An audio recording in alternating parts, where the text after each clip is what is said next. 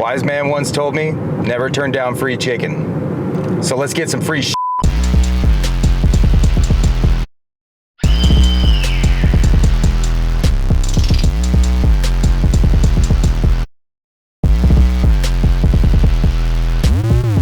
So your favorite YouTube just dropped a new video, and inside the description there's a link to their LUT packs that you can buy. So today I'm going to show you how you can make your own lookup tables without having to pay me. It's not about money, it's about sending a message. Before we get started, LUTs are called lookup tables.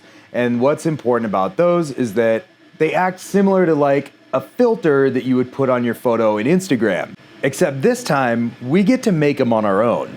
One of the most popular ways that these LUT packs get sold is that your favorite YouTuber will tell you something like, if you want to have footage just like mine, just go ahead, drag and drop in Premiere, and you're good to go. Well, I can tell you that that's not always the case. One of the things that you have to make sure you do is expose your camera properly. Your exposure and your lighting probably wasn't the same as your favorite YouTubers was. Now, it is worth noting that some people, including myself, like to shoot in something called log. If you're unfamiliar, log is short for just logarithmic. Log picture profiles specifically use a different gamma curve as opposed to, say, the Rec. 709. What you get out of this is a slightly larger file with a lot of additional information that you could play around with. The benefit of shooting in log is that your video files will have a higher dynamic range, which is important for what we're about to do next. As far as exposing your shot is concerned, it is important to make sure that you expose it correctly. The way I personally like to do it is to use one full stop above perfect exposure so that we have a little bit of room to play with. Now remember, this is an art, this is not science.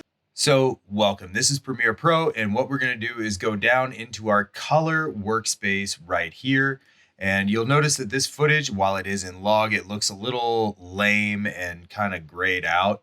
How we remedy that and give it some feeling, give it some vibe.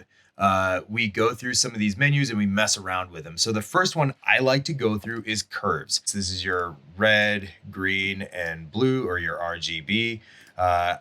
I usually just generally mess with this one, but feel free to play around with these. Obviously, they will mess with those hues a little bit more or less depending on how you toy with them. But what I like to do is I like to drag this down a little bit and drag this one up a little bit. What it does is it gives it a little bit more depth.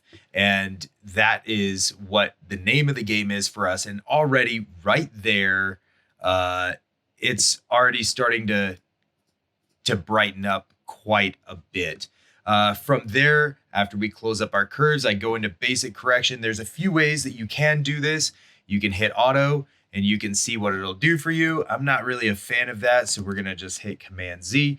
And I'm going to play around with the temperature, the exposure. Now, you will find yourself bringing your exposure up slightly every now and again.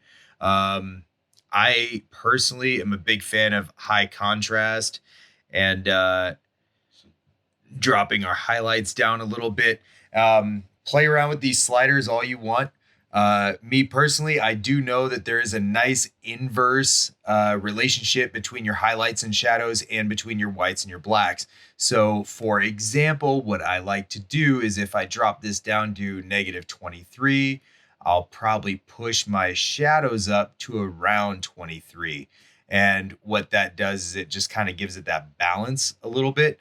Now, you can do whatever you want, but if I bring it down to match, it looks just a little dark. And it's just something that I'm like not quite feeling. While we're doing this, we can mess with our color temperature, just kind of see what we like. Now, I will say that if you've noticed in a lot of Hollywood films, if they're in places like El Paso or Mexico, they like to crank it way up like this and make everything look dirty. How about we just give it a little bit of the warm tone just to kind of bring out those skin tones right there. From there, we can mess with our whites and our blacks. I'll probably go up to about here. And for our blacks, we do want to bring those down quite a bit so that, you know, we can see that he is wearing black socks or has black armor. So we'll just play around with those real quick. And then I like to bump up my saturation to about 105 here. That way there, it just kind of makes some of these colors a little bit brighter. Now we can play with this a little bit more and you can start seeing those big differences.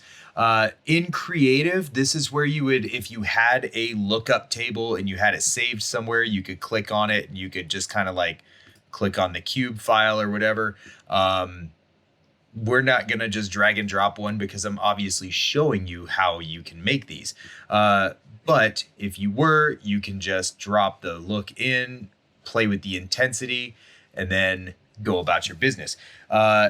We could go into this slider right here and get that faded film look. I'm not a huge fan of it. I do bump up my sharpening to about 10. I will bring my vibrance up to about there, give or take. And I do make my saturation bump in here the second time. And I do like to try to get get my saturation as half of my vibrance, no matter what you do. This, like I said, this is just stuff that I personally like to do when I'm creating these things.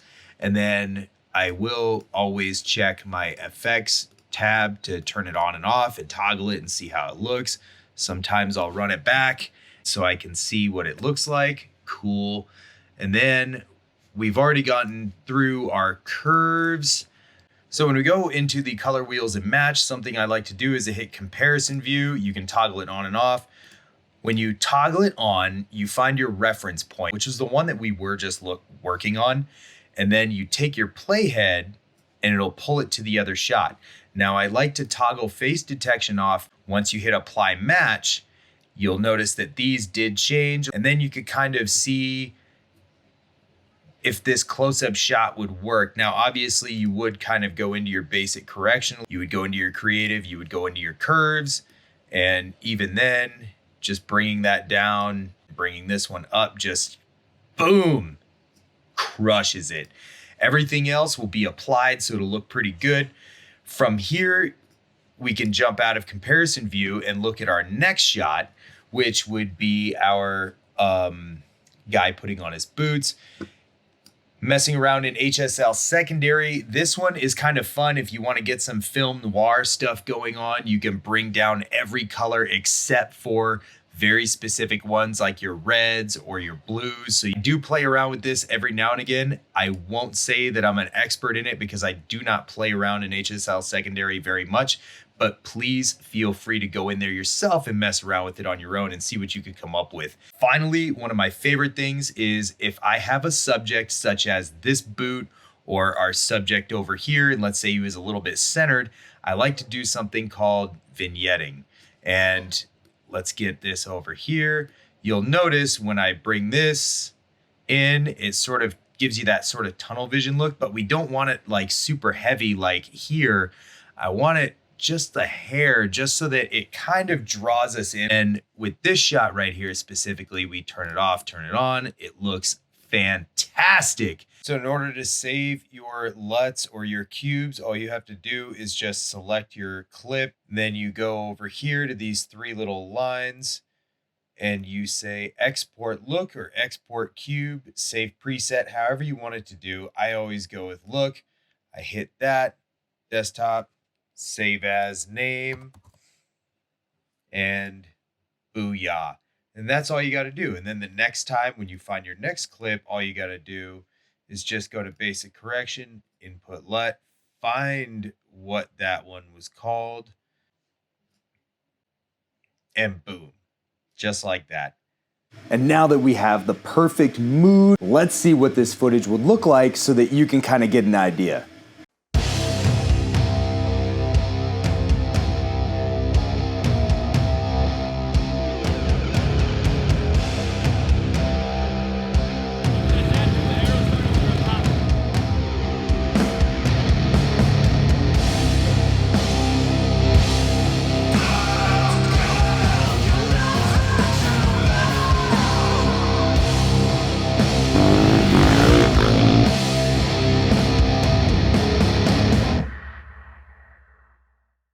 Thanks for watching. Go ahead and hit that subscribe button, the little notification bell.